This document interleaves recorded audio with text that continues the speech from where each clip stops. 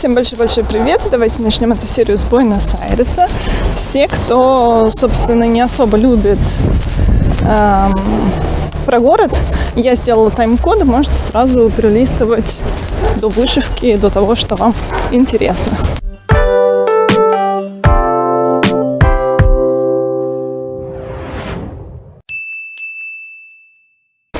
У нас весьма холодно, но при этом солнечно. Мороз и солнце. Ну, мороз это 14 максимум. Вот. Дома, соответственно, тоже 14 максимум, потому что мы не топим. Значит, несмотря на то, что осень уже закончилась, есть здесь одно очень-очень красивое дерево, которое еще вроде бы не облетело. Сейчас, хотя были сильные ветра, посмотрим и покажу его вам. Вот, и расскажу немножечко про то, где Конгресс, где видео из путешествия, где видео с сестрой и так далее. Ну вот, к сожалению, большая часть уже облетела, но вот видите, здесь прекрасный голубой дом, восхитительное голубое небо, вот это вот дерево красное, а там желтое, и это сочетание восхитительное. Сейчас с другой стороны, может быть, получше будет видно. Но я, по-моему, его показывала и в прошлом году. Но это не значит, что не покажу в этом, да? Вон, смотрите. Ну, очень многое уже облетело. Красиво, безумно. Но при этом, как вы видите, и одуванчики растут. Вот. Значит, когда-то давно я пообещала видео из Конгресса. Я показала, как там выглядит наш Конгресс снаружи. Сказала, что можно сходить на экскурсию и показать внутри. И так и не показала. Но я, кстати, сходила на экскурсию. Дело в том, что экскурсии там проводят в рабочее время. То есть в рабочее там сенаторы, депутаты. Поэтому все достаточно так как бы бегло. Группы экскурсионные не очень маленькие, и снимать в процессе достаточно сложно, потому что, говоря же по-испански, дублировать одновременно я перевод и видео не буду. А когда заканчивается, я прохожу мимо садика, школы, значит, а когда все это дело заканчивается, надо сразу же выходить из помещения и, соответственно, времени записать и рассказать особо нет. Поэтому я ходила с подружками еще, мы посмеялись, что раз 5, если сходить, то можно записать полноценное видео, в принципе. Вот. Но только если я буду 5 раз ходить подряд в Конгресс, могут что-то заподозрить нехорошее, поэтому я вот так больше и не сходила. Поэтому кусочки я эти все сохранила, может быть, когда-нибудь что-то из них приличное и сделаю. Что же касается всех остальных видео, которые я обещала, это и про отпуск, и про то, как я учила язык, и про то, что у меня непосредственно просили, значит, тут у меня две вещи, одна вытекает из другой. Значит, я не оценила немного, недооценила мощность иммиграции русской в Аргентину. И, честно, я не хочу делать видео для вновь прибывших. У меня канал про вышивку, я делаю видео про Аргентину для тех, кому Аргентина интересна не в каких-то практических целях, а просто ради общего развития и так далее. Мне не жалко, с одной стороны, с другой стороны, я очень много вижу в Инстаграме всяческой рекламы от вновь прибывших, они все продают по бешеным ценам, везде гайды, везде все это. Я себя чувствую идиотом, когда рассказываю что-то бесплатно. Ну, в общем, да, может быть, это немножко эгоистично и так далее, но так как есть, поэтому ничего пока познавательного я полезного снимать не хочу. Ну и с видео про отпуск случилось примерно то же самое. Я очень сильно хотела сделать классное, интересное видео, но после того, как я получила несколько вопросов, типа, расскажите, как вы все сделали, чтобы мы могли сделать точно так же, я поняла, что параллельно кто-то продает гайды про то, как надо там в отпуск ездить и так далее. И я решила, что я не хочу тратить свое время на то, чтобы кто-то просто сэкономил свои деньги, а другой кто-то, может быть, украл какие-то мои идеи. Ну, не суть. Суть в том, что как-то вдохновение на видео ушло. И мы снимали с сестрой же много разных видео, которые не могут быть никакими полезными. Она там пробовала всякие аргентинские штуки на камеру. И, знаете, про вышивку я как-то смирилась с тем, что можно смонтировать, ну, в целом кое-как. А вот про все остальное я не смирилась, потому что, наверное, какие-то вещи про Буэнос-Айрес, если я буду снимать, чтобы смотрели, да? Вот, ну, конкретную данную часть можно и послушать не глядя, а вообще, чтобы смотрели. И там, соответственно, надо делать какой-то интересный все-таки красивый монтаж. И да, пока вдохновения на это нет, Маркетс постоянно из командировки в командировку, то недолгое время, что он проводит в городе со мной, монтировать не особо хочется сидеть, поэтому вот так пока только в сериях какие-то такие влоговые части будут, а вот спецвыпуски про Аргентину пока, к сожалению, не будут выходить, и неизвестно, когда выйдут, хотя идей, в общем-то, у меня было в какое-то время немало, у меня даже сняться-то немало, просто надо бы сесть и смонтировать что-то. Вот. А сегодня я иду гулять в китайский квартал. Вообще я иду купить себе травы маты. Вот. И параллельно думаю дойти до парка, погулять и вам немного красоты показать.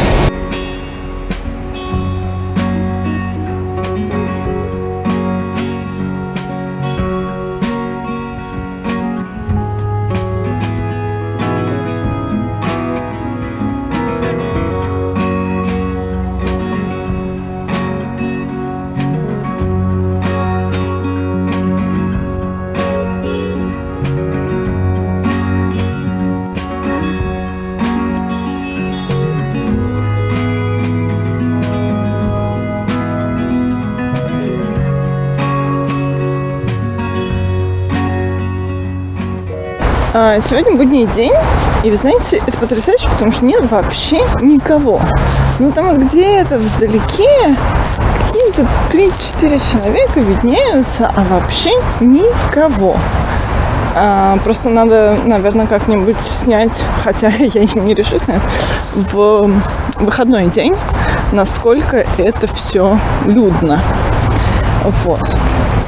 Ну, я же выбрала специально в будний день, чтобы было поменьше народу. Ну, как-то я не полагала, что будет настолько поменьше народу.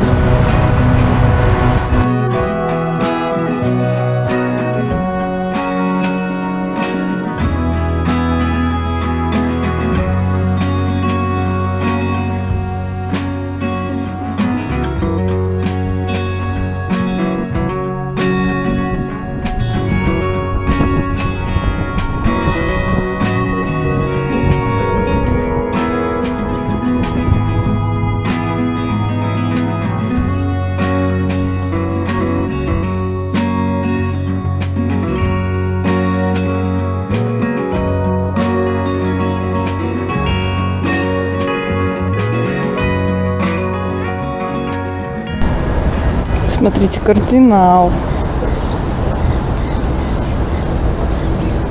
Был второй, но улетел. О, смотрите, полчища зеленых. Трусы. Там вон еще кардиналы. Прям все вместе собрались.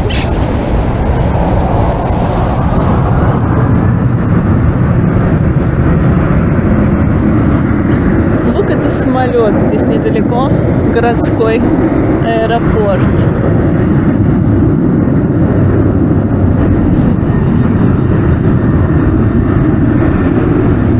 Смотрите, как близко кардиналы, но против солнца и темновато получается. Не видно их красных хохолков. Давайте вот сюда, давайте поворачивайтесь. Хорошенькие, жирненькие. Корочки такие.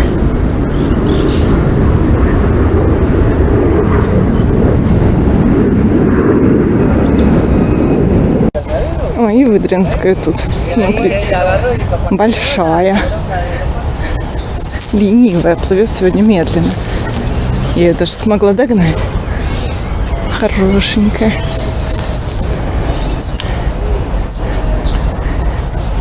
Смешная крыска.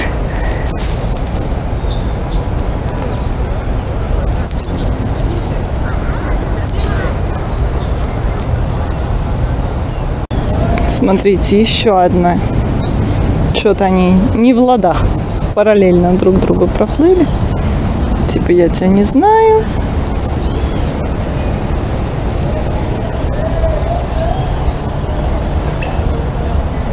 Там как-то это оживленно.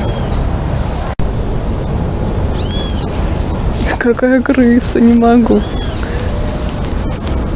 Привет.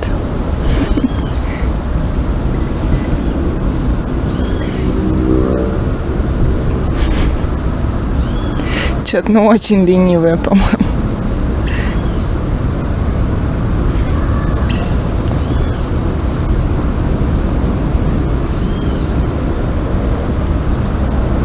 Она тут близко со мной.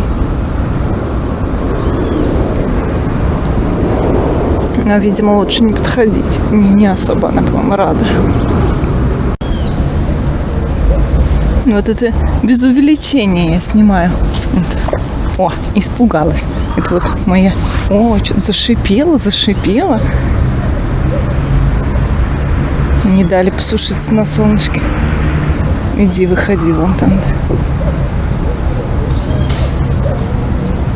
Смешнули. О, а тут еще одна пришла. А это смелая. А что, у меня ничего нет. Их тут подкармливают, конечно, поэтому... Но у меня ничего нет, поэтому ей не интересно. А вот красаков кормить пришли.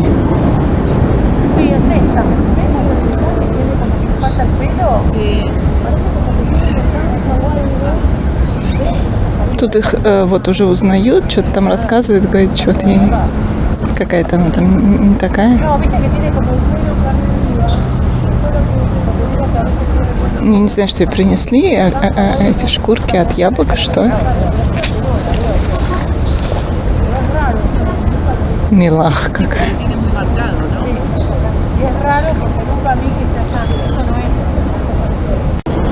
Так, надо найти попугая. Видите, сливаются. Вот, ну орут это они.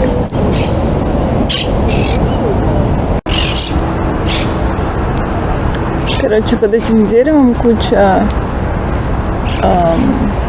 не знаю, осадков, короче, этих зернышек, которые они вон там грызут и кидают вниз. Вот. И очень такой характерный запах хвойный.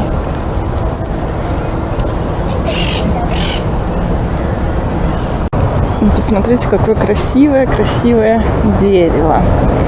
Вот. Вообще они к сентябрю вот такими рыжими становятся. И все остальные вот рядом стоит зеленое, а это почему-то покраснело. Очень красиво, особенно сейчас в солнечном свете.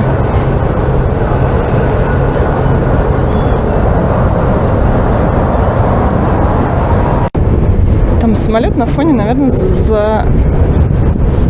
затмевает все звуки.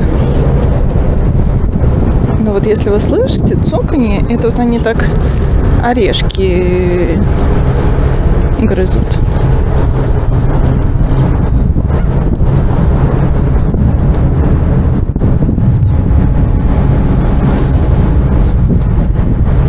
Все, мне кажется, я подмерзла и пора идти домой.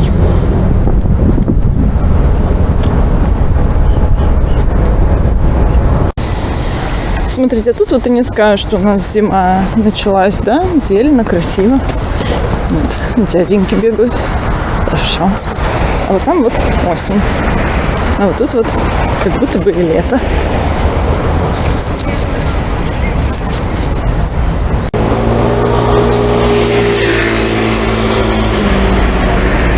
Еще раз всем привет, или привет тем, кто пропустил участок с Буэнос-Айресом. Значит, сегодня 1 июля, суббота. Я с нетерпением ждала этот день, чтобы рассказать вам про свои планы на июль. И все здесь разложила. Сейчас все посмотрим, разберемся. И в этой серии, как вы понимаете, будут не только планы, но и первые какие-то достижения. Пока еще не знаю, недели будет или там первые дни. Не помню, говорила я в предыдущей серии или нет. Маркетс у меня снова уехал в командировку, снова надолго. И поскольку я одна, вышиваю я больше и, возможно, поснимаю все-таки в ближайший месяц именно вышивальные недели, потому что действительно есть что показать и за неделю, и есть больше возможностей снимать. Давайте не будем долго ходить вокруг да около и посмотрим на случайный выбор этого месяца. Грандиозный момент. Выбираю случайный комментарий, который определит... понятно. Который определит, что я буду вышивать мабон не 1500 крестиков, а 3000 крестиков. Наталья, спасибо за ваш выбор. Ну и как вы уже поняли, случайный выбор совпал в этот раз с большинством. Сейчас я расскажу про большинство. И вот выношу в кадр и эту красоточку. Значит, она победила с таким не очень большим отставанием. Сейчас хочу найти, где я тут подсчет вела. Значит, в этом месяце выбор ваш, телезрителей, да, был весьма разнообразен, очень много действительно работ выбирали, и мабон с небольшим все-таки отрывом, но оторвалась и выиграла, у нее было 5 голосов. Давайте расскажу, кто чуть-чуть до нее не дотянул, потому что у многих, как обычно, было по 1 голосу или по 2. Значит, вот у мабон было 5 голосов, вру, извините, 6 голосов было у мабон, а 5 голосов было у, например, золотой рыбки от РТО, если вы ее помните, да, там волк прекрасный. И дальше по 4 голоса было у бобра, у макового пейзажа от Вознесенской, осенние зарисовки набрали, которые я вышивала вот буквально в осенней серии. У них тоже было 4 голоса. И у Хлопини, кстати, было 4 голоса. Понятно, что в этом видео мы не будем выбирать работу. Мы ее выбирали в предыдущем видео. Хлопини, в принципе, можно не выбирать, потому что я стараюсь хоть по чуть-чуть, но каждый месяц ее брать. Не на 1500, конечно, но тем не менее. Значит, мабон. Хочу вам показать, что я приготовила ниточки для мабон. Как вы понимаете, шить я здесь буду 3000, потому что большинство голосов 1500 и рандом 1500, получается 3. Прекрасная. Все-таки она прекрасная. Когда она мне выпала, с одной стороны, немножечко так подумала, расстроилась, может быть, даже, что выпала опять работа, которую уже я в этом году брала. Хочется же мне все работы взять по чуть-чуть, об этом будет попозже. Но, с другой стороны, она мне очень нравится. А еще одна мысль, это то, что вот буду сильно продвигать, закончится, у меня больше такой красоты не будет. Это меня тоже очень... какие-то не очень хорошие эмоции возникают при этом, но, значит, очень я ее люблю. Я решила, что я 3000 буду шить в платье.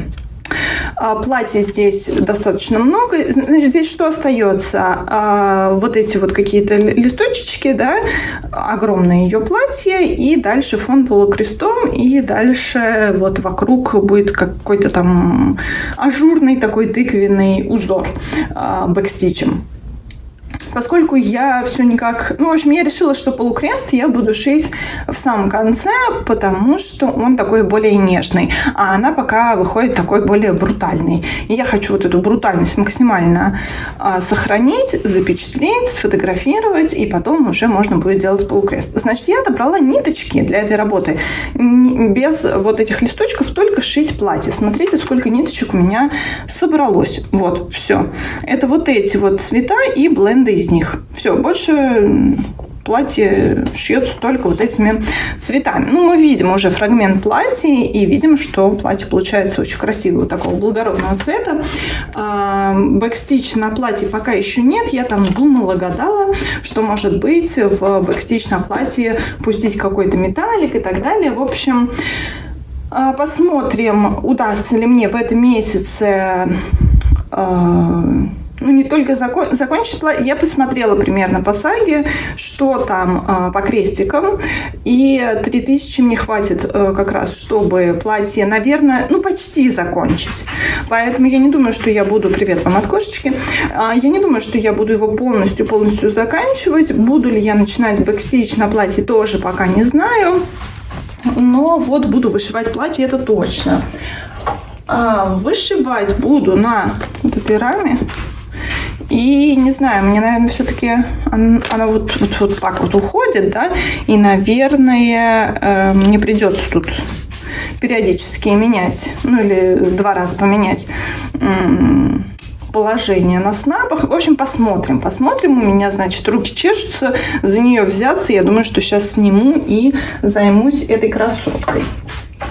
Давайте расскажу, что еще я буду шить в этом месяце, что я планирую.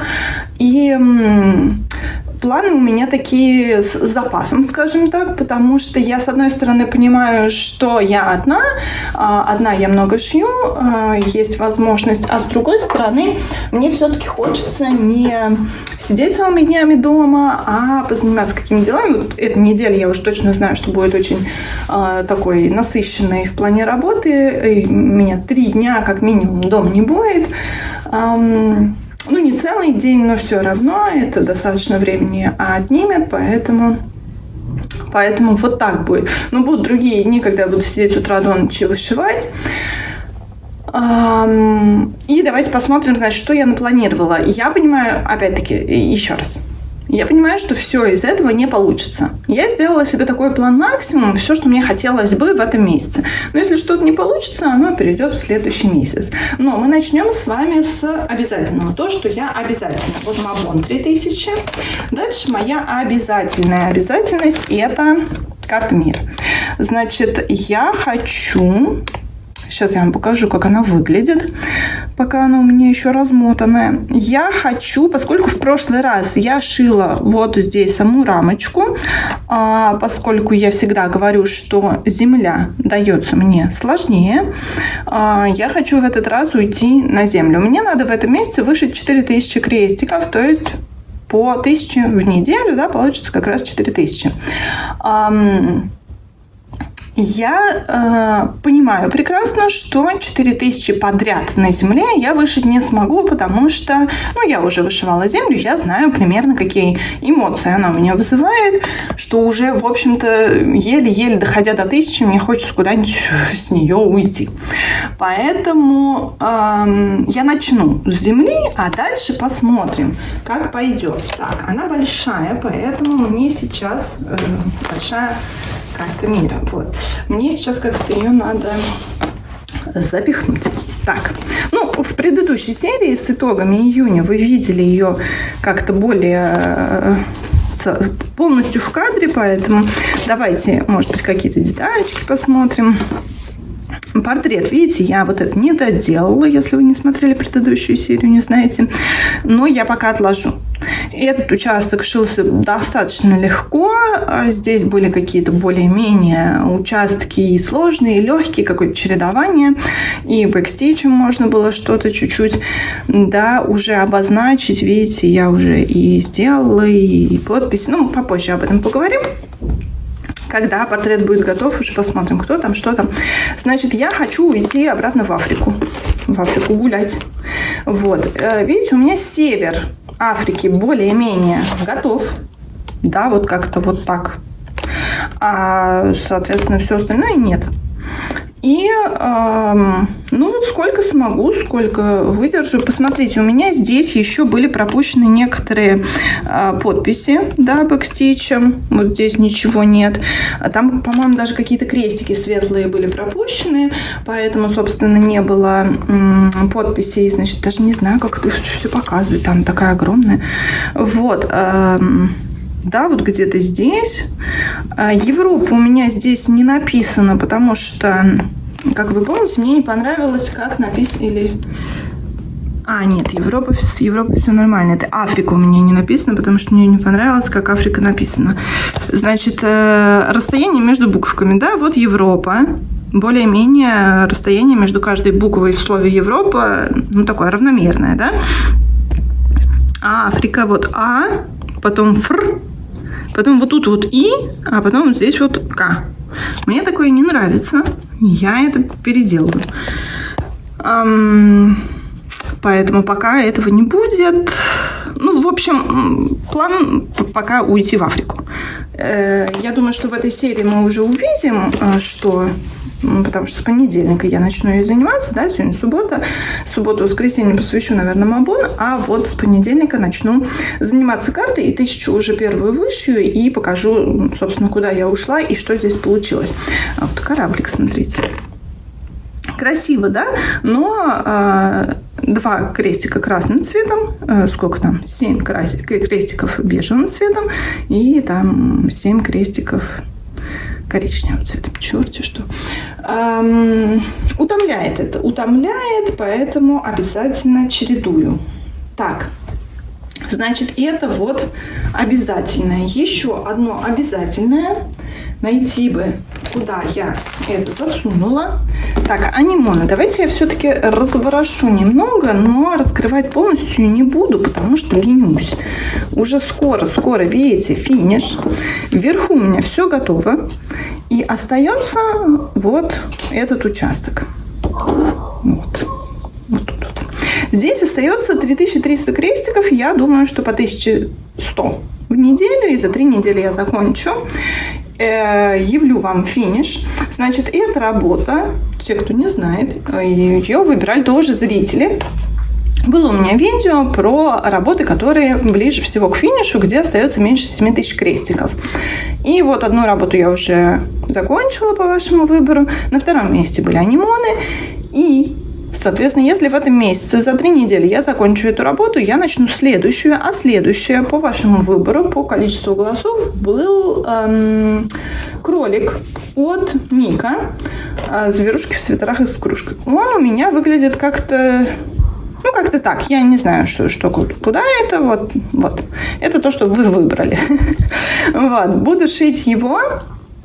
Но сначала, как вы понимаете, закончу анимон, так что это будет уже не в этой серии, но в планы на этот месяц, да, у меня зверушка стоит.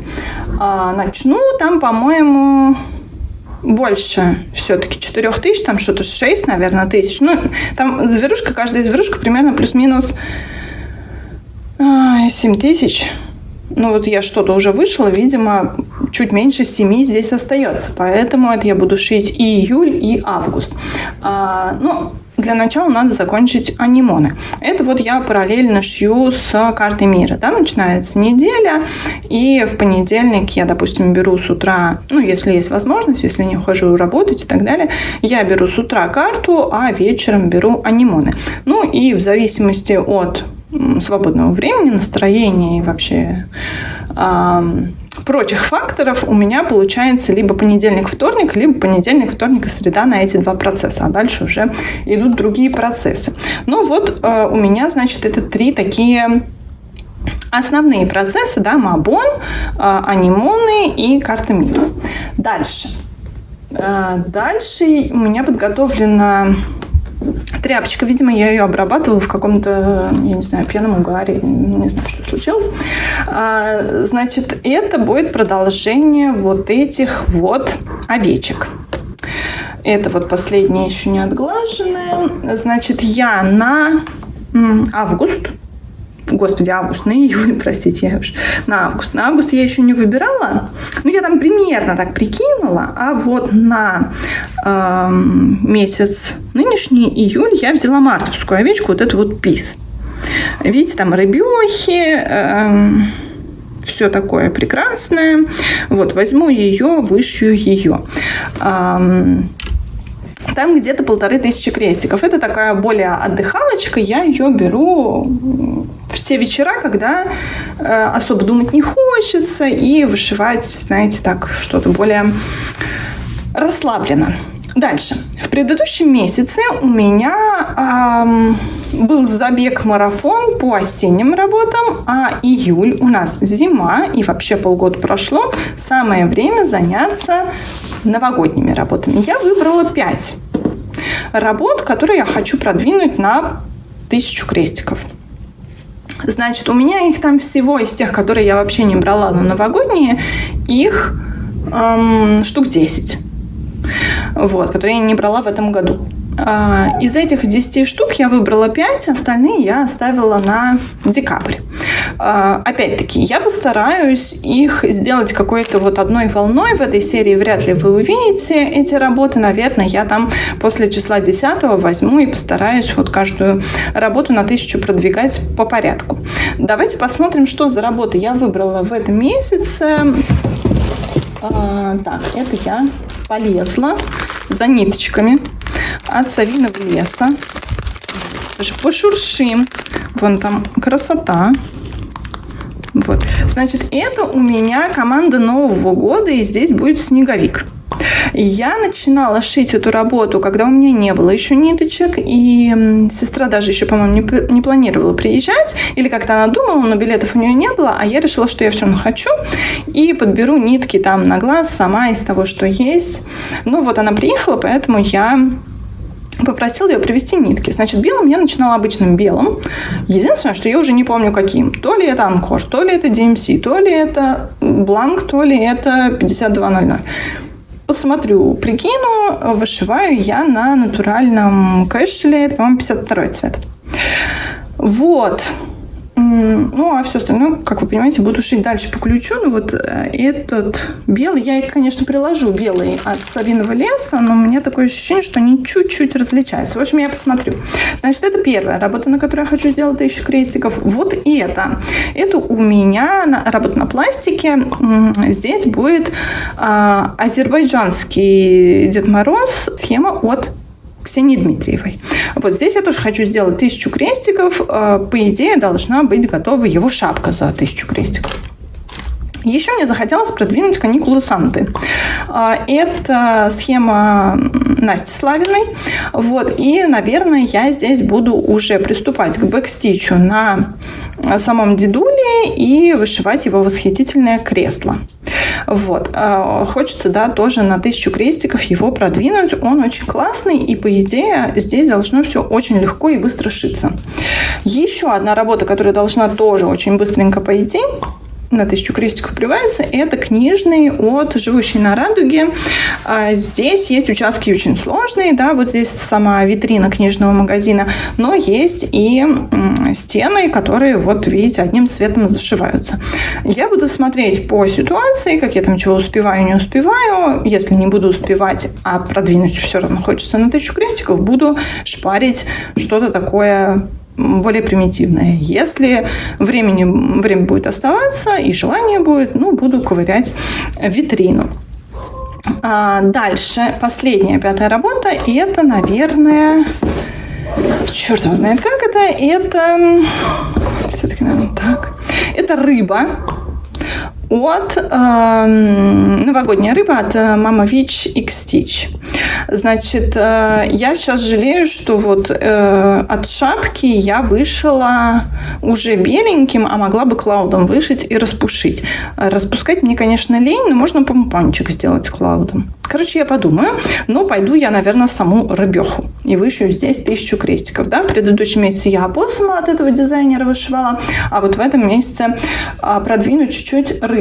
Значит, это вот у меня 5 работ, которые мне хотелось бы новогодние продвинуть в этом месяце. Дальше давайте смотреть.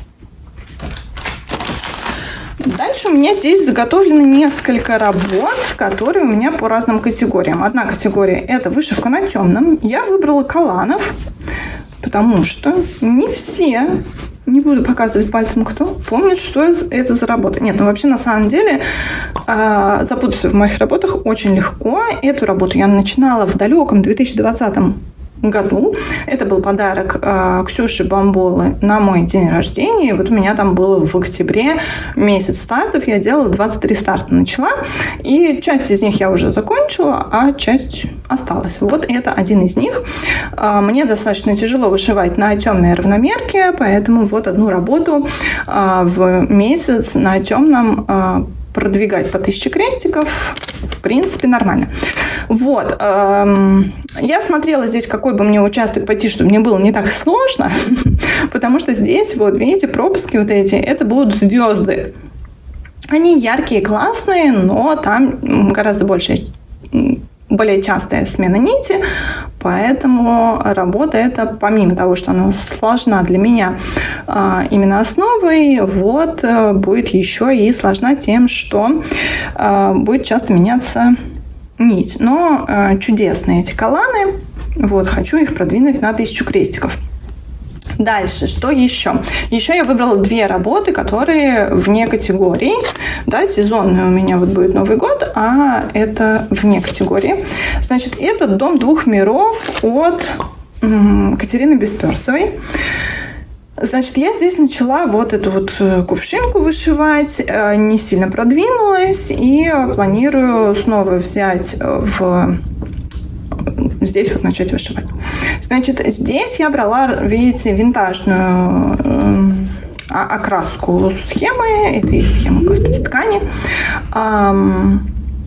И сначала я думала о том, что, видите, у меня разводы идут не горизонтальные, потому что, ну, соответственно, по размерам схемы я могу расположить ее только так. У меня не было другого отреза.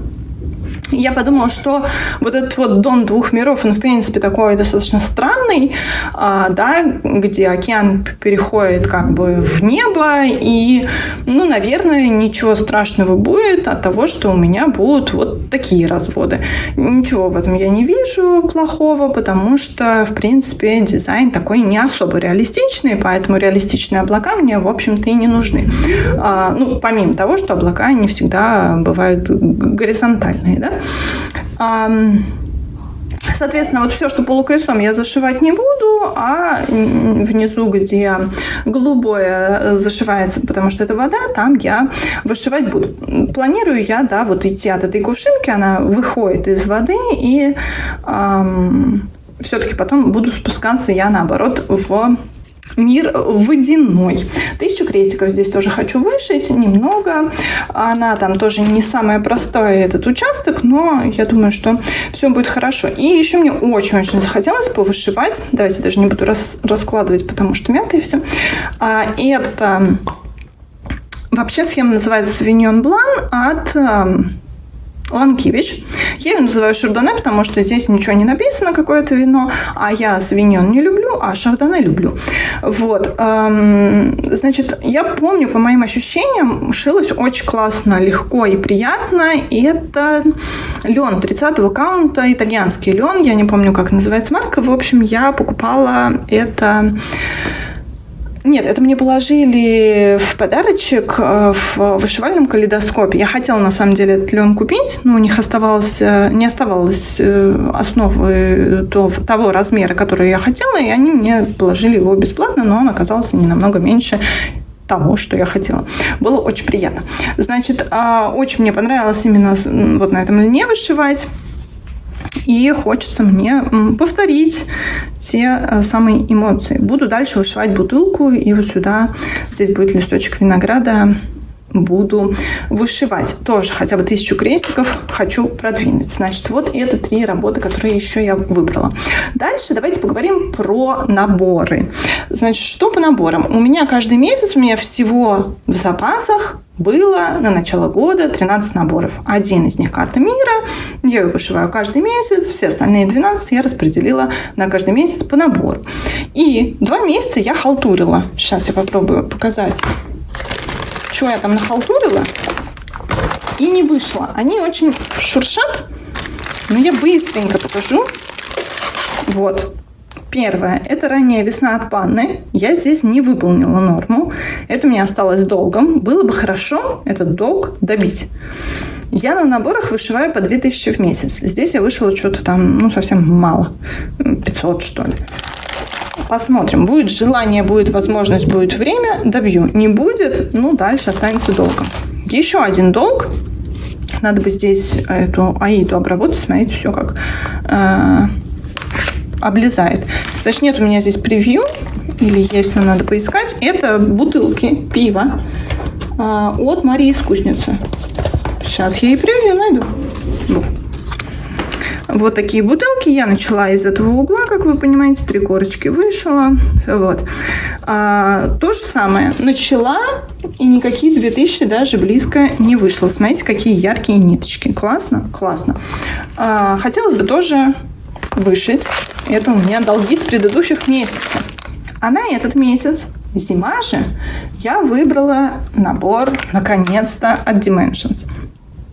Значит, что у меня здесь вышито? Практически ничего. Давайте покажу. Я давно не смотрела вышивальный YouTube, а тут вот последний месяц что-то смотрела и всех подряд, и залпом, и вообще, и так далее. И практически каждый человек говорит о том, как сложно, как тяжело, как вообще ужасно вышивать Dimensions. Мне так попалось. Не все, естественно, так говорят, но мне вот так попалось. Я что, снизу начала? Нет, это вот так. Вот.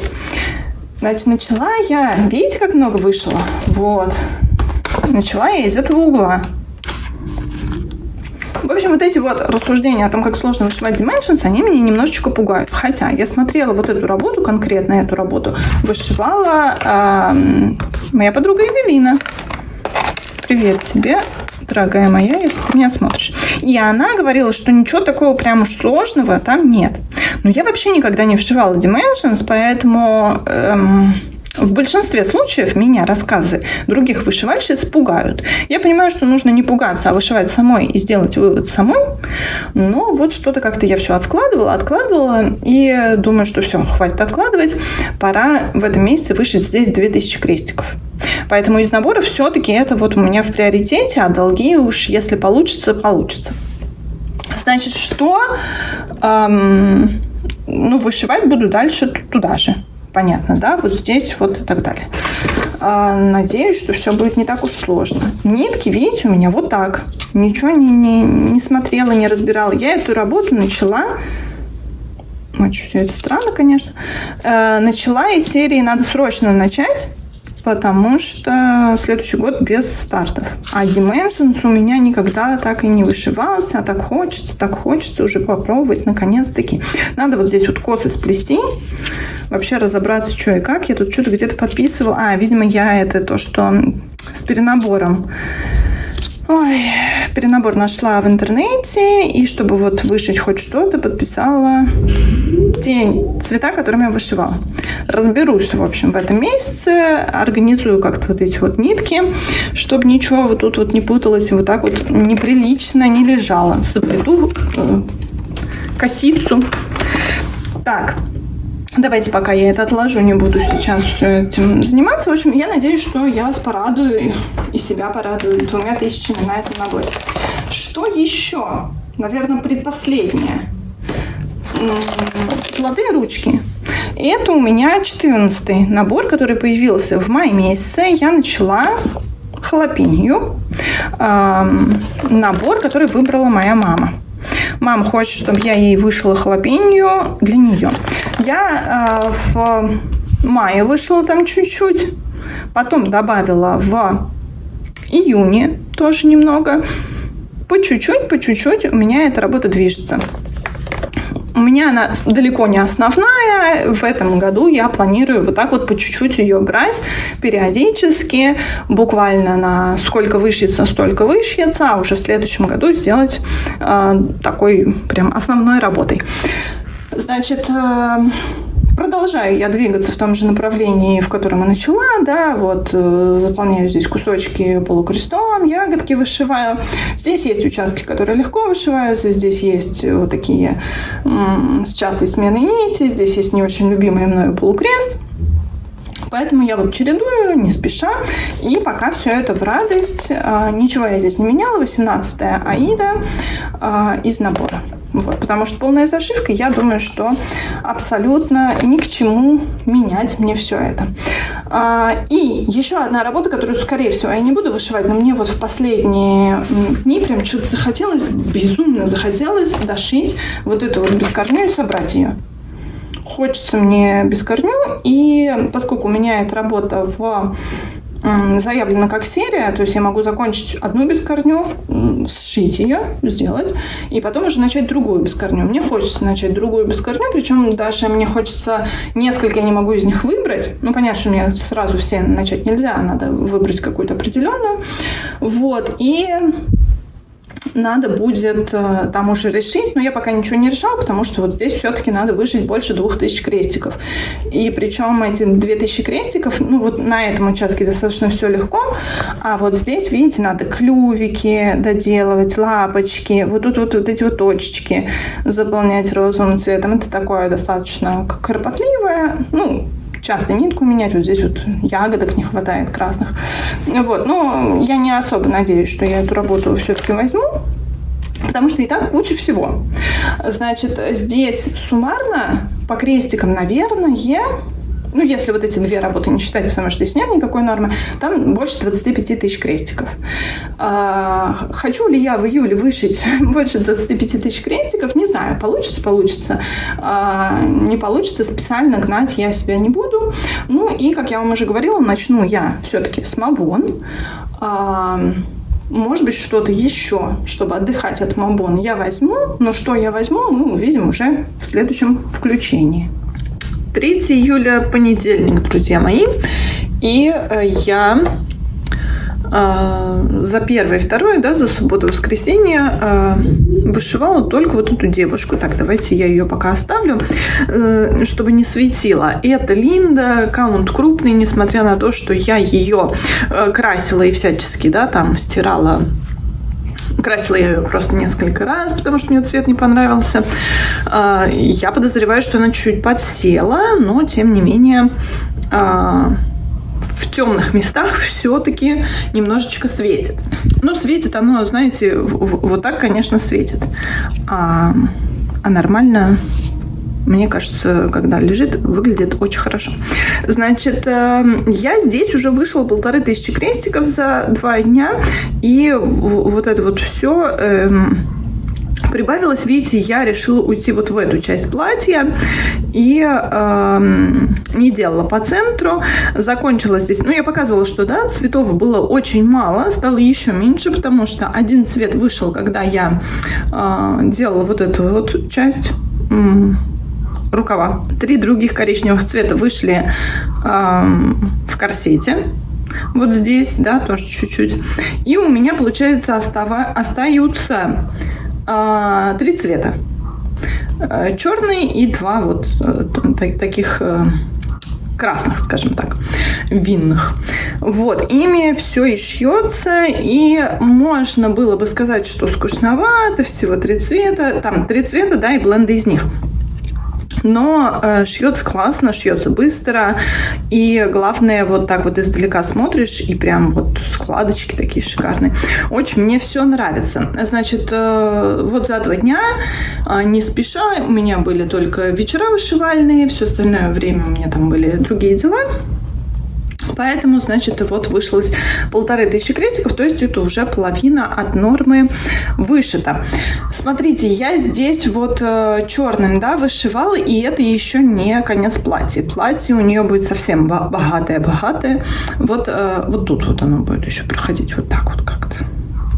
Так что даже еще до границ платья не дошла. Ну вот до нижней границы, по-моему, то ли это, то ли здесь, она же круглая. Где-то, короче, здесь прям вот нижний крестик дотронулась до него. Так, вот, это, собственно, девушка моя выглядела выглядит вот так, а на понедельник, вторник и, пожалуй, на среду я планирую другие 2 работы. Это те, по которым мне нужно выполнить норму в 1000 крестиков. Я их... Да, давайте, все соседи проснулись, все шумят, все кричат. Отлично. Значит, я запялила эти работы.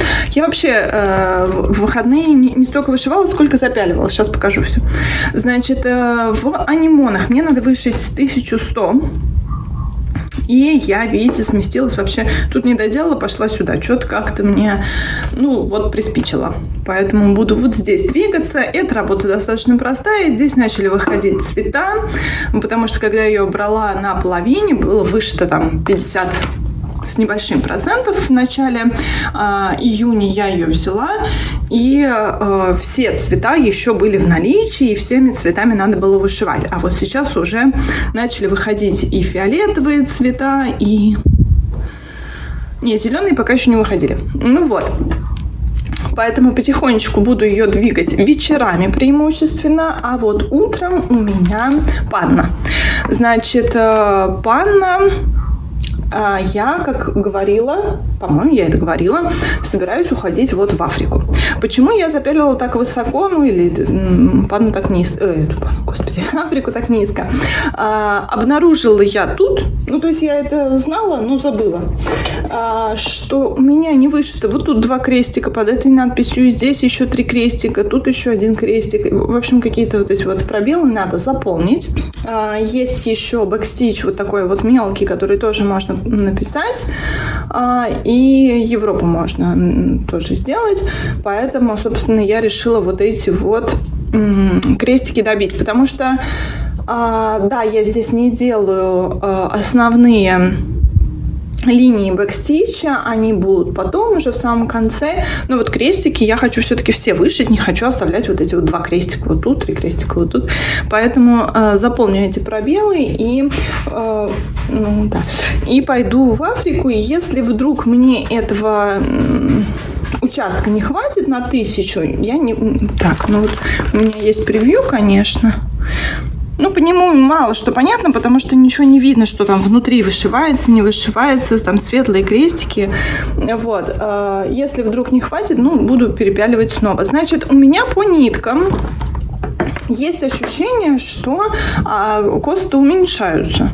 Понятно, я еще половины не вышла. Я не могу сказать, что у меня ощущение, что мне ничего не хватит, что косы тонкие. Но есть ощущение, что вот они были потолще.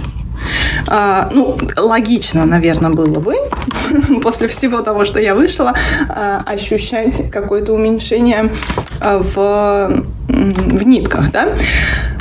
Так, значит, вот это у меня... Почему я на этой неделе беру 3 дня, а не 2? Потому что вроде как планируется работа выездная. Когда у меня работа не выездная, да, мы продолжаем сидеть на этом удаленке. И, в общем-то, если я сижу дома и просто отвечаю на какие-то телефонные звонки и так далее, у меня куча свободного времени на вышивку. А вот когда у меня работа выездная, то, соответственно, вышивку я с собой не беру и не вышиваю. Значит, что еще? Я на выходных, как я говорила, не столько вышивала, сколько запяливала. Запялила во все пяльцы. Вот все пяльцы заняла, вот единственные свободные остались. Вот. Значит, подготовила уже колланов. Буду все-таки вышивать вот в этом участке звезды. Пусть будет сложно, но все равно. Такая вот чудесная у меня основа с разводами. Это Мурана. Это на Дом 2 миров от Кати Бесперстовой. И вот запялила тоже бутылку от Ланкевич буду вышивать. Да, как я говорила, буду двигаться в бутылку. Что еще делала? Еще у меня Dimensions. Все-таки, помните, если смотрели, я делала там небольшое видео с кисонькой со своей. Мы там ниточки разбирали, она мне активно помогала. Вот у меня, видите, косы образовались на Dimensions. Dimensions у меня, мне очень хотелось прям выходные взять, но реально не было времени особо вышивать, и я взяла Мабон, потому что, вы видели, да, мало цветов, очень легкое все, и быстро, непредушденно вышились 1500 крестиков. Dimensions, я на него смотрю, и у меня, с одной стороны, вот это вот немножечко страх, потому что там же сложно. Мне прям даже уже интересно, что будет сложнее, Panna или вот этот вот Dimensions Gold. Так вот, с одной стороны, мне страшно, что там будет сложно, а с другой стороны, прям не терпится. Сейчас цвета вам передаются, наверное, потемнее, потому что утро относительно раннее, солнце у меня с другой стороны, и здесь свет дневной есть, но не сильно прям уж такой более голубой, он темнит. Вот, значит, пойду я вышивать карту мира и ждать, будет ли у меня сегодня выездная работа или нет. Как только я вышью норму на 2 процессах, которые я вам вначале показала вот здесь на Панне или на анимонах, я сразу подключусь, а если возьму что-то новенькое и там, соответственно, что-то сделаю, то тоже, соответственно, подключусь и расскажу. Дорогие друзья, витрина не моя, поэтому даже не буду извиняться за ее грязь. Смотрите, я тут шла по работе, гуляла, и вот на что нагуляла. Смотрите, какие большие. Прям просто-таки это схема, как вы понимаете, типа нанесенка, местная нанесенка. Вот. Можно, собачка там, но отражается. Можно такие прямо как сувениры из Аргентины привозить для вышивальщиц. Красота, да? А вот там еще букет, но не очень хорошо видно. Вторая витрина, здесь история продолжается, там вот какие-то голуби. А посмотрите, какой тигр, блин, отражается. Как бы мне его показать, чтобы не отражать? Во, видите, какой? И там прям вот котеночек и котица. Что это тут, лисички какие-то, собачки? Непонятно.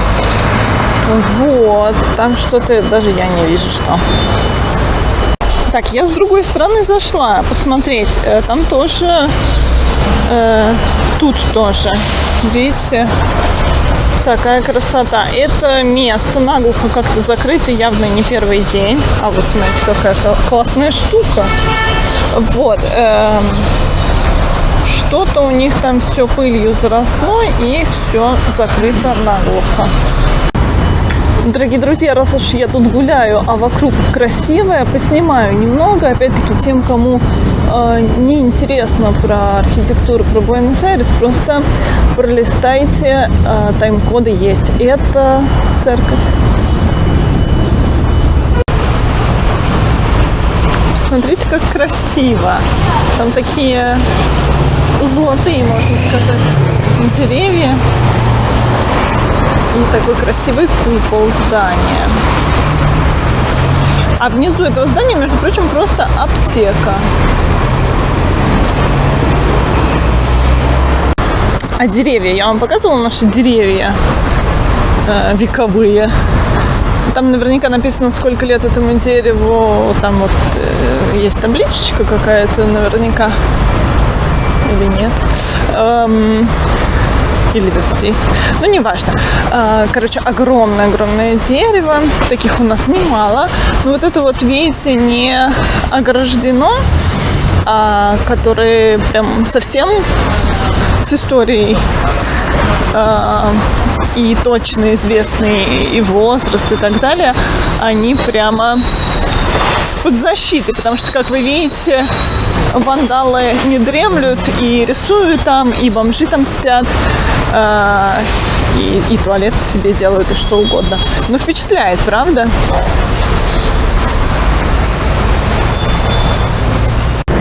Хочу показать вам очень красивое здание, которое специально пришла посмотреть сама и вам показать. Значит, было построено в 1911 году. Сейчас зимой хорошо видно, потому что нет листочков. Веточки вот все равно загораживают, но хотя бы нет листочков. Значит,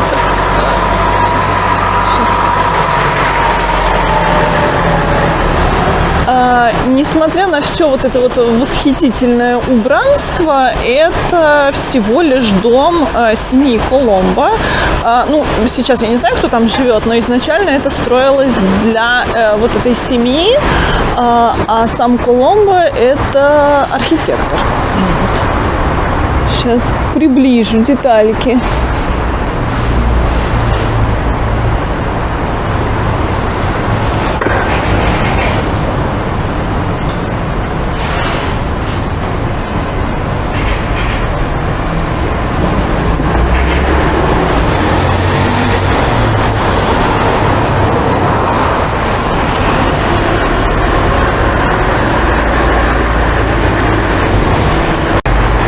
Еще немного деталей. Так, там за веточками вообще не видно. Тут вот.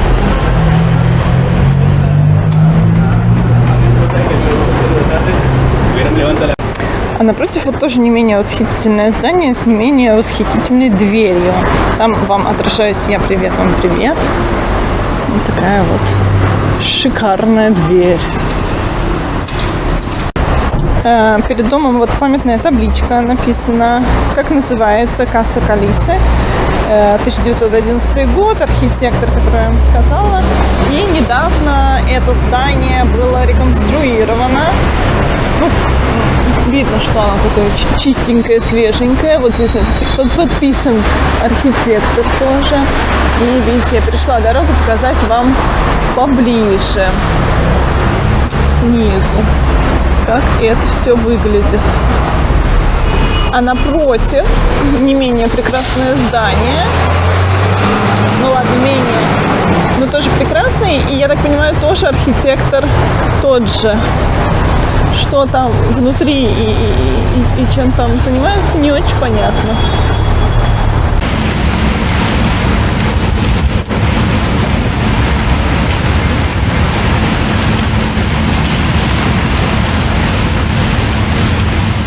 Итак, сегодня 5 число, среда. Как и говорила, выдались у меня достаточно рабочие такие активные дни. Поэтому на карте все еще не готова норма. Я здесь вышила... Так, 300 крестиков мне остается до недельной нормы, то есть 700 уже готовы. Значит, я, как и говорила, пошла в Африку гулять.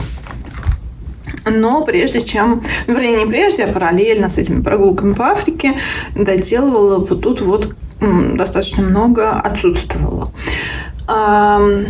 Сделала я здесь бэкстич, надписи вот это вот, да, Атлантическое, ну, здесь море, да, океан, и Европу я сделала. Африку, как и говорила, не стала делать, не нравится мне там надпись, и все-таки что-то здесь еще пропущено.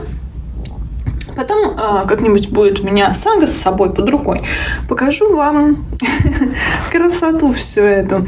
Выделяешь некоторые цвета и прям сидишь в шоке. Вот, остается, значит, 300 крестиков. И я, несмотря на то, что сегодня еще карту не вышивала, время уже послеобеденное, сегодня уже и не буду ее вышивать.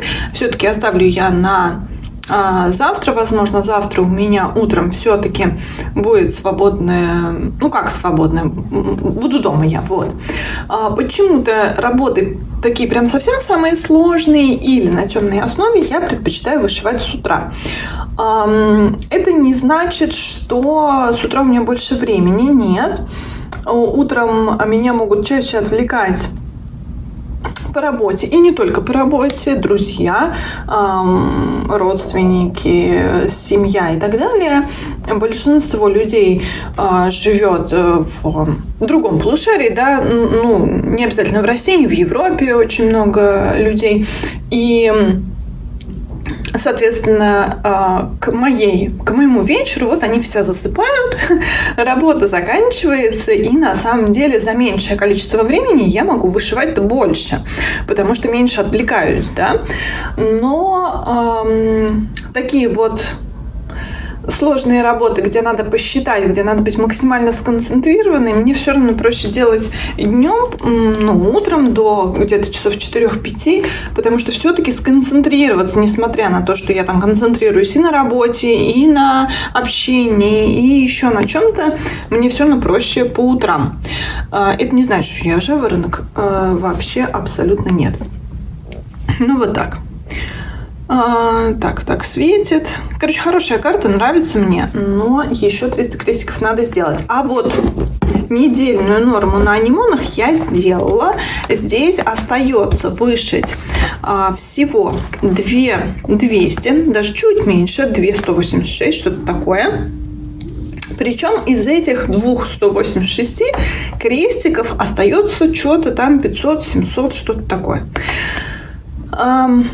И что она? Так, кошка бедная, я недавно пришла, а она одна дома. Так, значит, что я хотела сказать. Крестиков, несмотря на то, что остается немного, вот тут вот, и вот здесь чуть-чуть, они достаточно такие разбросанные по цветам, еще много блендов и так далее. И, как ни странно, нелюбимый мною полукрест – это единственный участок, где можно, так сказать, подольше шить одним цветом. Не могу сказать, что я прям отдыхаю на этом полукресте, но все-таки, когда устаю менять нитку, и заправлять нитку в иголку, то вот беру и шью полукрест, потому что здесь 2 цвета и бленд. Полукреста остается еще достаточно много, и все остальное бэкстич. Я бы даже хотела бы повышивать бэкстич вчера, думала об этом, но все еще у меня и здесь не дошито, и здесь не дошито, и здесь дырочки, и здесь дырочки. В общем, везде дырочки, нигде не могу сделать бэкстич, поэтому вот так. Все это уверенно движется к финишу. 1100 с лишним я сделала уже на этой неделе. И поскольку я вам сказала, что вечером я карту мира вышивать не буду, думаю я, что взять на вечер. Значит, Dimension здесь неспроста лежит. Вот так это выглядит на данный момент, то есть ничего. Но я все-таки сомневаюсь, что я сегодня возьму Dimensions. Дни у меня такие насыщенные, Dimensions непростой. Извините. Вышивать я буду вот этот участок. Там такая же, не такая же, но очень похожая ситуация, как и в карте мира. Я отметила пару цветов в саге, выделила, и тоже там, вот знаете, такие вот россыпь, как будто мне это напоминает вот рис сыпануть на любую поверхность. Вот примерно вот так же, такую хорошую горсть такую. Вот. Поэтому я сомневаюсь, но вдруг. И претендент у меня, значит, следующий. Вот этот Dimensions, который бликует. Давайте я его уберу. Все поняли. И 2 еще работы. Мабон пока не буду брать на выходные, наверное, я оставлю. Еще у меня есть на темной основе, тоже, соответственно, вечером брать не буду. И вот еще 2 таких претендента. Это Савиньон Блан, который я называю Шардоне от Ланкевич. А вот здесь, тут легко догадаться, да, я превью не буду вставлять сейчас. Бутылка, листья виноградные, виноград, там дальше сырная тарелка будет, что-то такое. А вот здесь дом 2 миров Катерины Бесперстовой. И тоже показывать превью не буду. Превью были там в начале, когда я говорила про планы, правильно? Здесь вот эта вот кувшинка. И дальше будет там ствол этой кувшинки, как назвать, стебли, да, уходящие под воду и вода вокруг. Значит, я визуально, мне кажется, что вот эта работа потяжелее. И почему-то хочется взять с одной стороны то, что попроще, и то вот я больше, наверное, горю все-таки бутылкой этой. Но, с другой стороны, дом 2 миров мне тоже очень нравится. И он, мне кажется, потяжелее, и вот как бы лучше все, что потяжелее взять. Ну, в общем, думаю я между этими 3 работами, я все-таки думаю, что в Dimensions я сейчас прям совсем в дебри лезть не буду, а займусь там распределением ниток, чтобы мне было проще по саге. Смотрите, здесь на планшетке я подписала в свое время, когда я прям начинала этот набор, всего 3 цвета. Это я вот в соответствии с сагой, чтобы ориентироваться можно было. А все остальное я не подписала. Я думаю, что я, возможно, частично сегодня этим займусь все-таки. Распределю, проверю, немножко посмотрю перенабор. Это, в общем-то, такое ощущение, знаете, как начинать работу с нуля, практически старт, но не старт. То есть самое неприятное, там ткань уже обработана, уже отсчитана, там, либо центр, либо угол. Но вот какие-то еще организационные работы все-таки остались. И я вот думаю, что этими организационными работами я сегодня займусь. А дальше вот будет что-то попроще. Вообще, помните, у меня одни свободные пяльцы. Я вообще думаю, что, может быть, все-таки начать овечку. Но посмотрим. Я все-таки не настолько уставшая. Иногда, знаете, на работе устаешь и эмоционально, и физически, не хочешь вообще ничего думать. И вот и тогда примитивы совсем самое то. Ну, вроде я чувствую себя не настолько уставшей все еще. А поскольку завтра у меня тоже будет работа вечером, и в пятницу, возможно, тоже будет такой достаточно насыщенный день, я думаю, что овечку я пока отложу на прям совсем усталость. В общем, в следующем канте я думаю, что я вам покажу не только законченную карту мира, которую, в общем-то, осталось, да, но законченную не в смысле до конца, а в смысле нормы на этой неделе, но и покажу, с чем я там определилась и чем занималась вечером в среду. В общем, да, ну вы поняли. Утро четверга 6 июля. Я еще не вышивала сегодня, но вышивала вчера, а поскольку мне относительно скоро убегать работать, я решила снять с утра пораньше, пока все тут шумят и так далее. Значит, у меня вчера было несколько важных событий. Во-первых, я разобрала Дим, вот подписала тут все, сверяла с сагой схему, открыла схему, обалдела. Я, наверное, уже ее открывала, наверное, уже обалдевала. Значит, схема на 2 листах, такая малюточка, да? Малюточка, 35 тысяч крестиков в ней и размер, 40,5 на 25,5, зашибись, малюточка. Ну ладно, про качество схемы я не буду говорить, я не буду по ней все навышивать, но вот сам факт, что ключ на обратной стороне одного из кусков схем, это, конечно, жесть. Я тут пока разбирала этот самый ключ, обнаружила, что у меня, к счастью, нет в 6 сложений вот этого знаменитого там полукреста или чего. У меня есть 5. Вот, в 5 считается, в 4. В 5, значит, 2 цвета блендом. Все остальное либо в 4, либо в 2, либо в 3. Ну, короче, меньше. Крестики есть в 3 сложения. Вон еще 4, вон еще 5. Это полукрест. Вот, а крестики в 2 и в 3. В 2 и в 3, в 2 и в 3. Ну и хорошо. Значит, смотрите, пока еще не начинала, но хотела показать... Ой, сейчас сагу внесу. Вот, выделяешь цвет, и вот такая штука, и я тут отражаюсь. И какой-нибудь другой цвет тоже. Вот. И чего я, собственно... хотела показать, сравнить.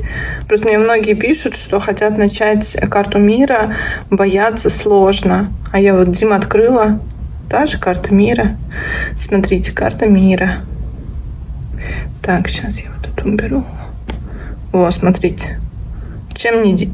Ну, здрасте, приехали. Вот, не понравилось.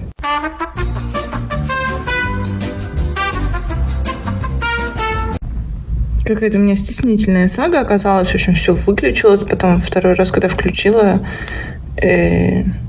не так включилась, ничего не листалось. В общем, вот, видите? Вот так я вышиваю какой-нибудь другой значок. Ну вот это вот прям прилично. Это прям радость. Это отдыхалочка. А вот еще. Как вам такое? Ну, в общем, очень похоже на Дим, правда? Значит, у меня сегодня в планах до того, как я побегу работать, будет карта мира. Мне там 300 крестиков оставалось. Вот. Dimensions будет. Сейчас с картой расквитаюсь, раз уж они такие похожие. У меня вчера случилась радость.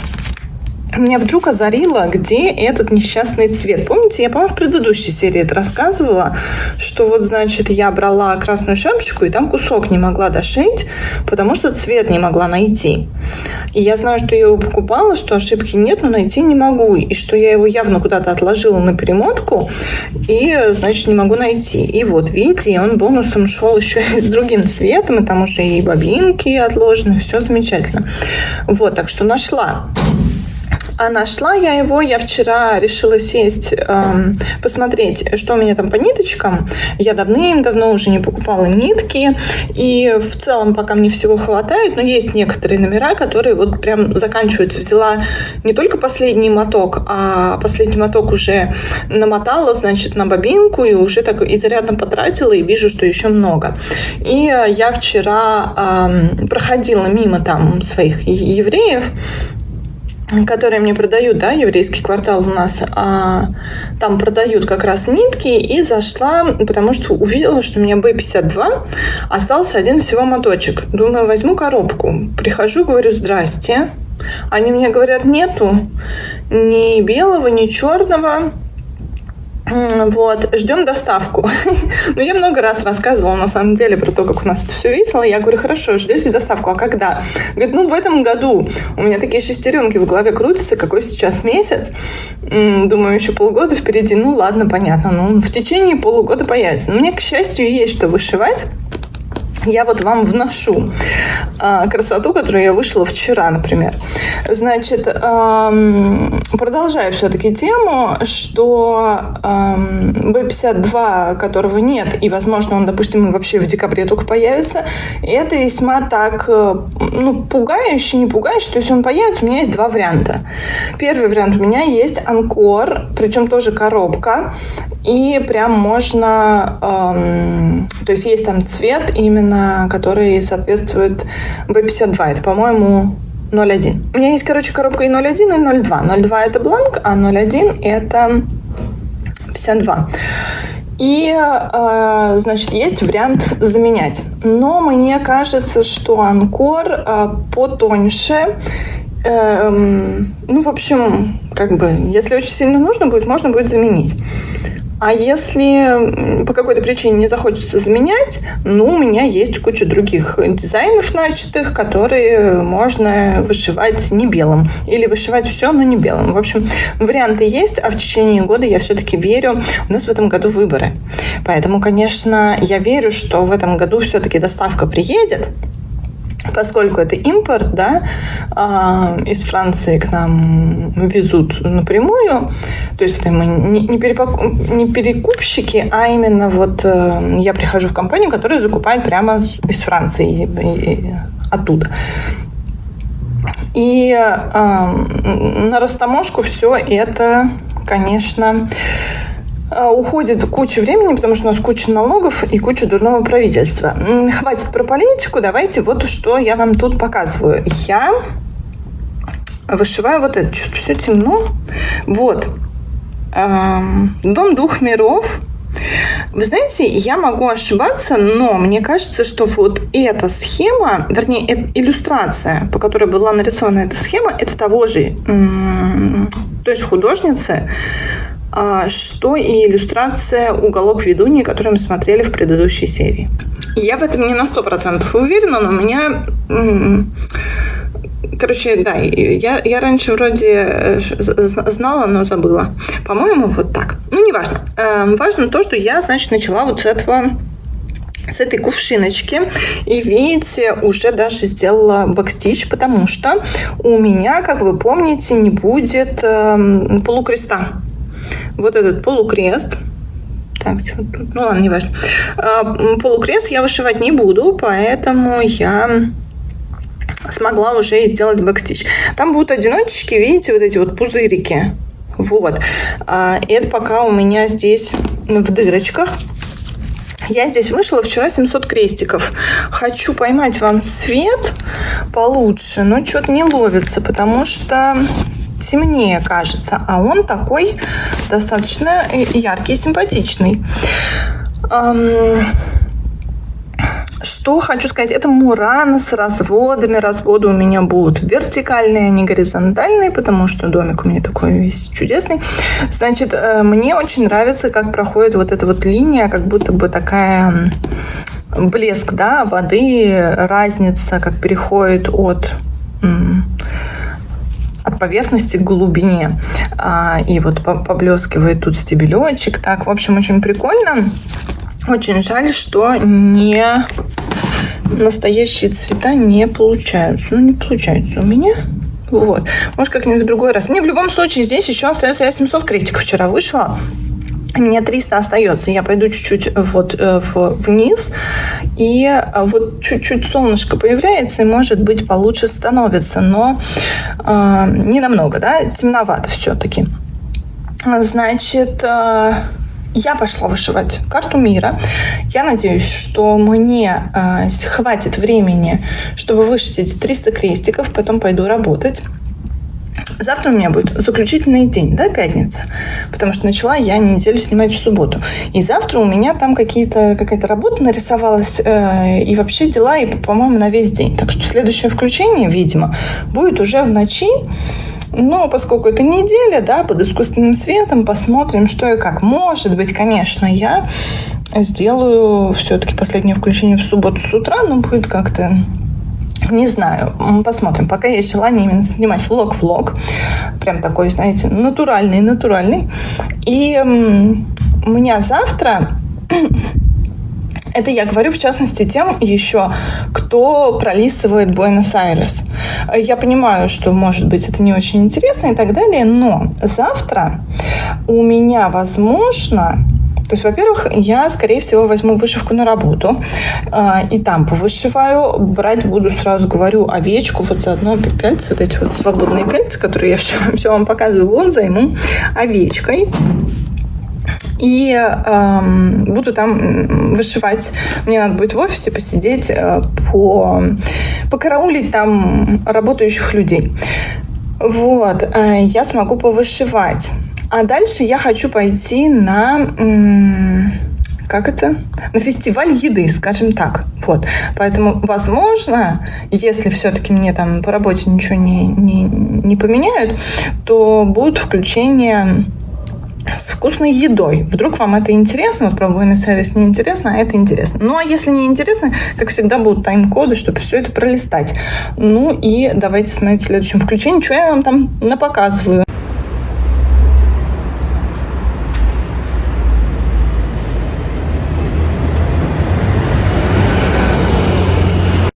Вы когда-нибудь видели, чтобы вагоны метро везли просто по дорогам? Вот просто везут в вагон метро. Ничего не понятно, но очень интересно. Осторожно, творческий беспорядок. Значит, я сижу вечером.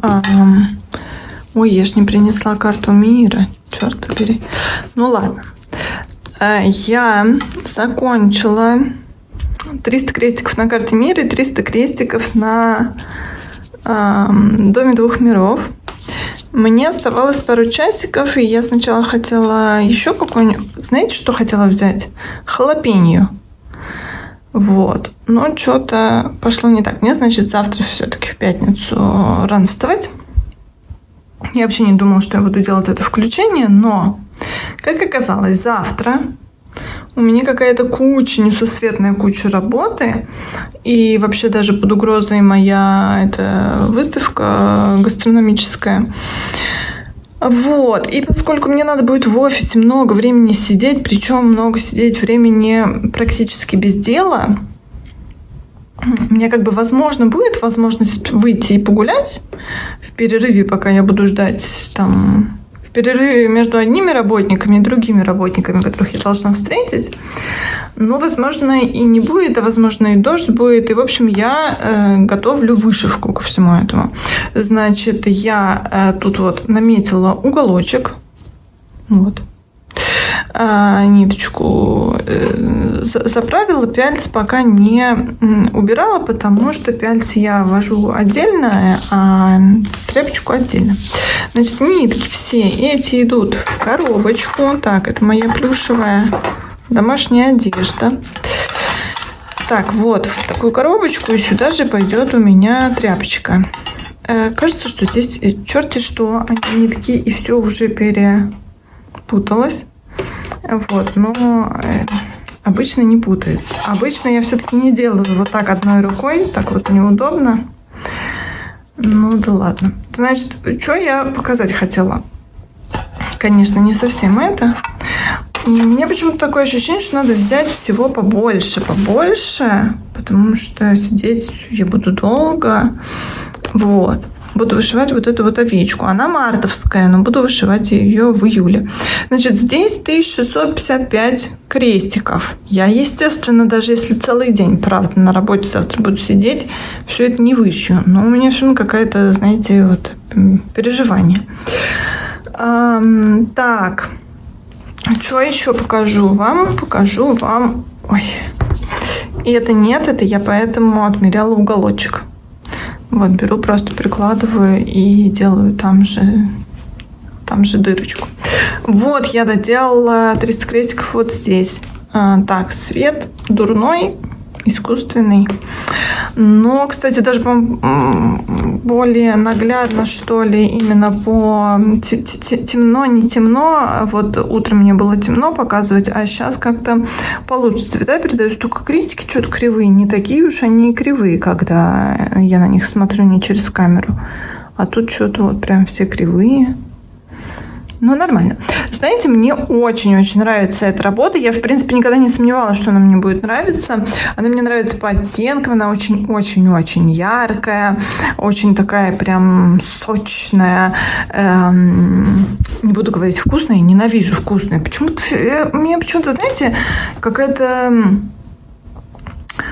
на YouTube тенденция включать блогеров, которые говорят, что Дим, это очень сложно и что все вкусное. Одна вещь мне просто не нравится, мне режет слух, а другая вещь мне не нравится, потому что я хочу вышивать Dimensions и не хочу, чтобы меня люди пугали. Вот. Ну, вот так вот совпадает в последнее время. Значит, хочу я все-таки найти ее и показать. Значит, я тут думаю, я ушла во второй цветок сейчас. Вот.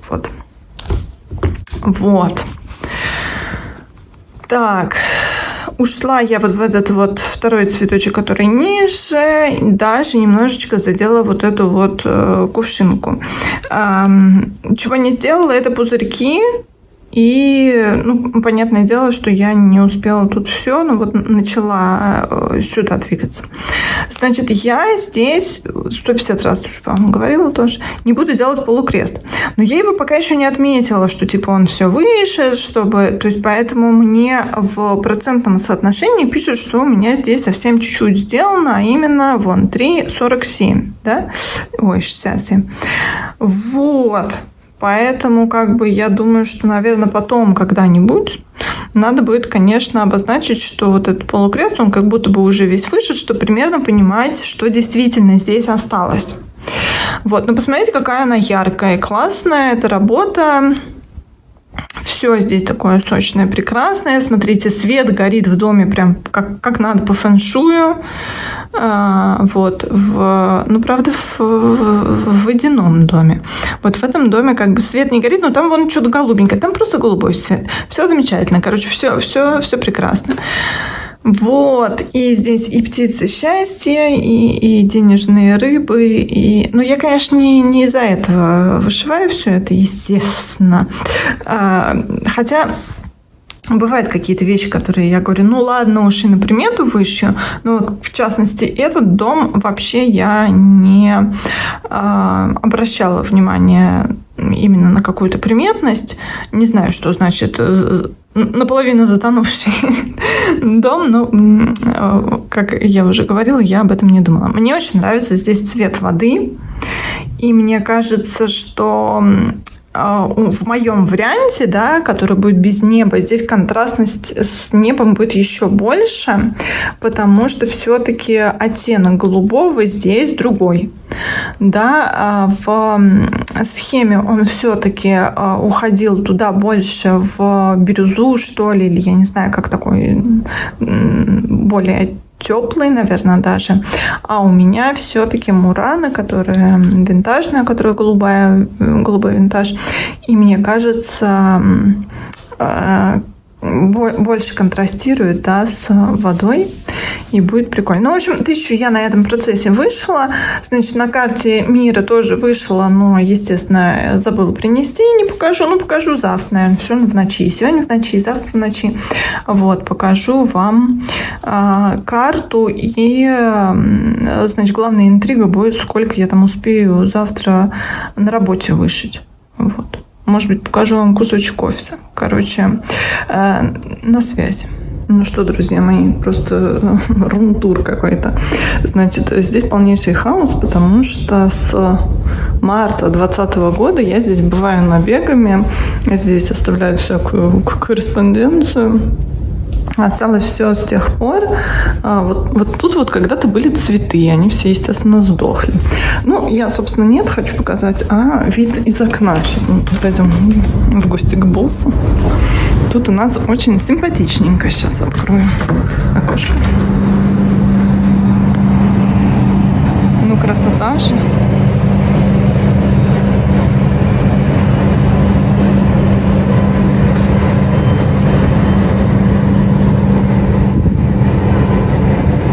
Я приготовила, знаете, как походный вариант.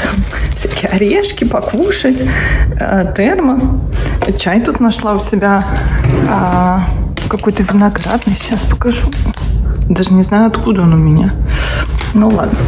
Вот, и главное, значит, это вот это. Вот. Сейчас буду вышивать. Давайте начнем с главного, с грибов. Смотрите, какие грибы растут. Короче, мы уже пришли с подруженьками. Подруженька занята. Так, вот, тут очень много всего. Я уже покушала сырочек, я уже покушала альфахорчик. И вот мы тут гуляем. Сейчас еще что-нибудь красивенькое покажу. Пятница, кстати, что? Пиво безалкогольное. Фу, какая гадость. Так, мы сегодня...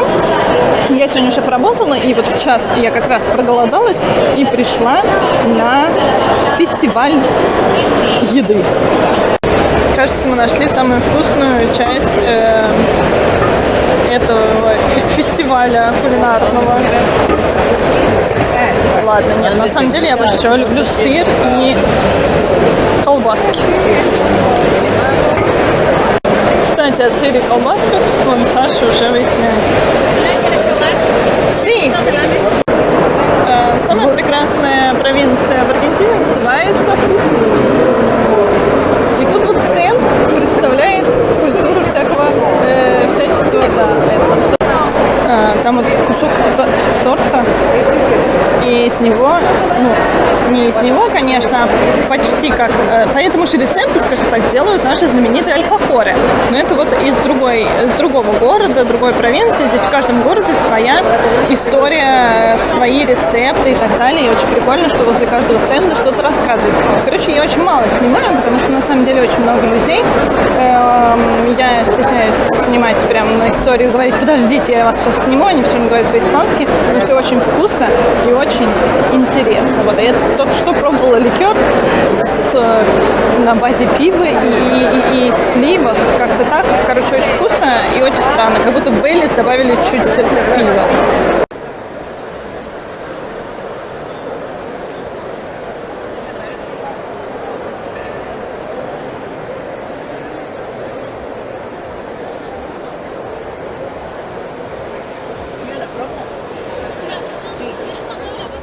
Так, время, сколько там, 6 с лишним, я дома, смотрите, С кем? Сейчас покажу вам свой улов с ярмарки.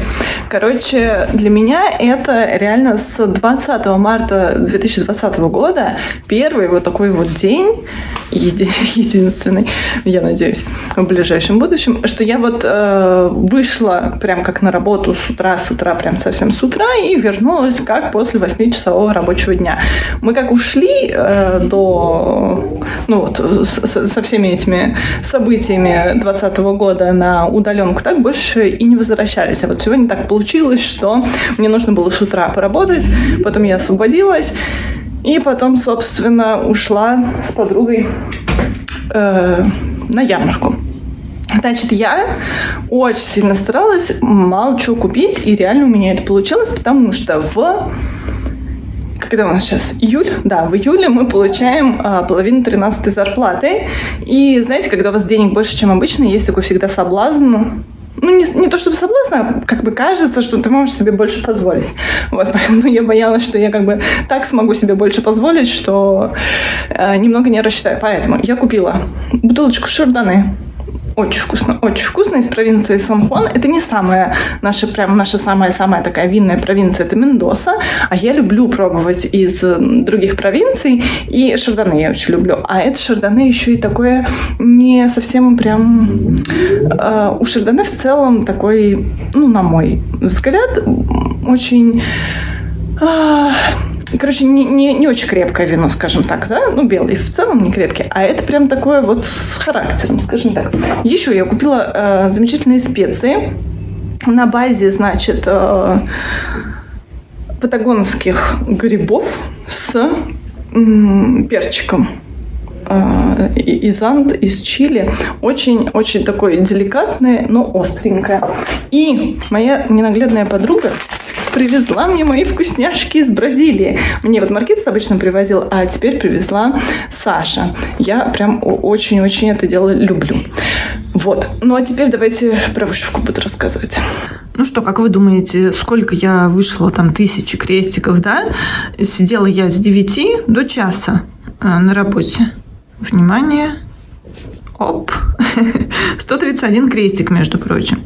Значит, сняла пока с пялец. Вот иголка осталась, нитка осталась, потому что не столько я вышивала, сколько... То есть мне как казалось, что я приду и буду долго ждать.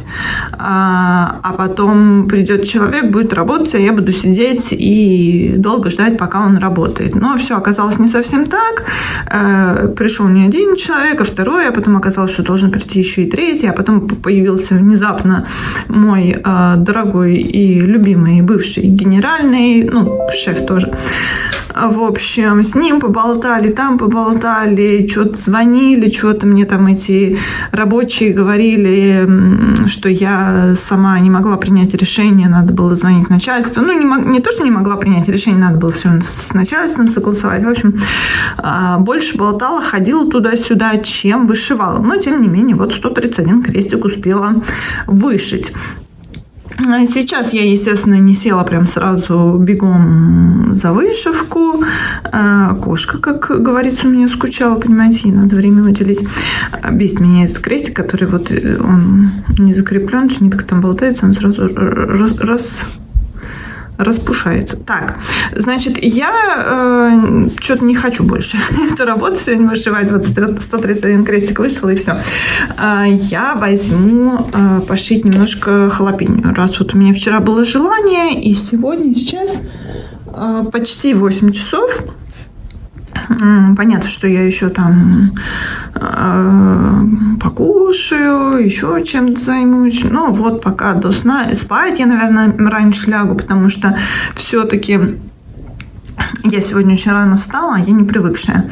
Но, тем не менее, время есть. Посмотрим, что я успею до сна здесь вышить, потому что раз было вчера такое желание, то надо его удовлетворить. Значит, все то время, что я шила, я думала, снимать ли заключительную часть этой недели сегодня, или все-таки дождаться, как я раньше это делала, следующего дня и утром, прежде чем начинать новую неделю снять при дневном свете. А потом подумала, влог у меня, мне кажется, получается такой самый, что ни на есть живенький, как никогда.